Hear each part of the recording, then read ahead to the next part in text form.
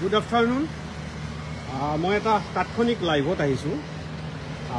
আপোনালোকে এটা হঠাৎ বিশেষ বস্তু মই দেখুৱাব খুজিছোঁ। এয়া নলবাৰী জিলাৰ অলপ আগত নলবাৰী ঠিক টাউন সোমোৱাৰ আগত চামোতা পথৰ পৰা যেতিয়া আপোনালোকে নলবাৰী অভিমুখে আহিব, ঠিক নলবাৰী অভিমুখে অহা আপোনালোকে দেখিব এয়া ঠিক খাদ্যৰা পাৰ হৈ এইটো আমাৰ কল্লা ৰোডৰ এয়া ডিভাইডাৰ।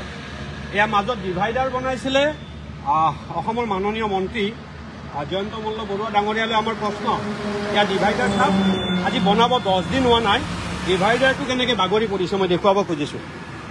এইটো ডিভাইডাৰ আজি 10 দিন আগত বনাইছিলে আৰু এইটো ডিভাইডাৰ চাওক, কোনো মিডিয়া চেনেলত এতিয়ালৈকে এই নিউজটো পোৱা নাই। এই গোটেই ডিভাইডাৰটো এনেকৈ ভাঙি পৰিছে। এইটো দেখিছে ডিভাইডাৰটো ভাঙি পৰিছে। এইটো সম্পূৰ্ণৰূপে আজি এয়া ৰড চাওক, কি ৰড ব্যৱহাৰ কৰিছে আপোনালোকে চাওক, এয়া ৰড, এইটো ডিভাইডাৰ, এইটো এনেকৈ 10 দিন আগত বনাইছে আৰু এইটো ভাঙি পৰিছে। এয়া কি ৰড, কিমান নিম্নমানৰ ৰড ব্যৱহাৰ কৰিছে এয়া চাওক। এয়া ডিভাইডাৰ, এয়া ডিভাইডাৰ 10 দিন আগত বনাইছিলে, আজি ইয়াত ভাঙি পৰি আছে। মই এইকাৰণে দেখাইছোঁ আমাৰ সকলোৰে কষ্ট উপাৰ্জিত ধন কি ধৰণে অসম চৰকাৰে একমাত্ৰ ঠিকাদাৰসকলক লাভৱান কৰিবলৈ আৰু মন্ত্ৰীসকলক লাভৱান কৰিবলৈ এই আঁচনিসমূহ ৰূপায়ণ কৰিছে, এইটো দেখুৱাব লাগিব। এইটো চাওক, এয়া সম্পূৰ্ণৰূপে 10 দিন আগত বনাইছে আৰু এনেকৈ ডিভাইডাৰবিলাক ভাঙি পৰিছে।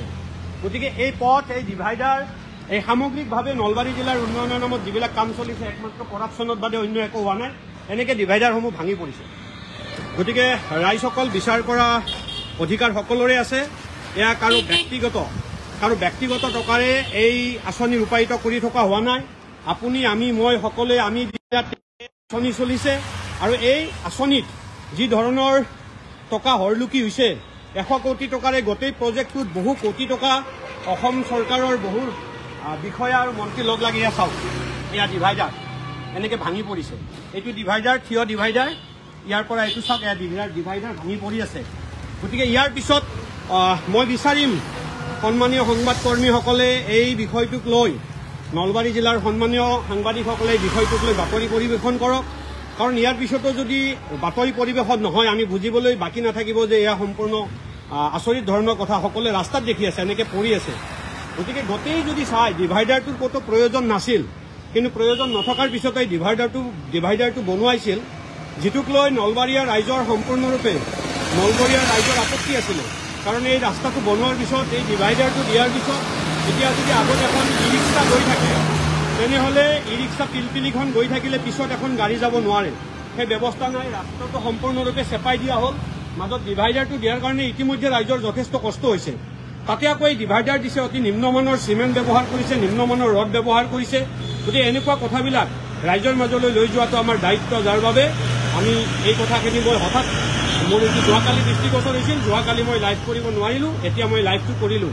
উপায়ুক্ত মহোদয়া, মাননীয় মন্ত্ৰী জয়ন্ত মল্ল বৰুৱা, চন্দ্ৰমোহন পাটোৱাৰী ডাঙৰীয়া, আপোনালোক সকলোকে আহ্বান জনাইছোঁ, আপোনালোকে এই ডিভাইডাৰ, এই নিম্নমানৰ যি ডিভাইডাৰ বনালে বা গোটেই ৰাস্তা বনালে, সম্পূৰ্ণৰূপে ৰাস্তাও মই আগত দেখুৱাম কি ধৰণে প্লেন কৰিছে। সম্পূৰ্ণৰূপে এষ্টিমেটৰ বাহিৰৰ চিমেণ্ট ৰড ব্যৱহাৰ কৰি এই গোটেই নলবাৰী টাউন ডেভেলপমেণ্টৰ কামটো কৰিছে, যিটোৰ ওপৰত আমি দৃষ্টিগোচৰ কৰালোঁ। আশা ৰাখিম অসম চৰকাৰ আৰু মাননীয় জিৰ' টলাৰেঞ্চৰ মুখ্যমন্ত্ৰী হিমন্ত বিশ্ব শৰ্মা ডাঙৰীয়া ইয়াৰ ওপৰত বিহিত ব্যৱস্থা গ্ৰহণ কৰিব।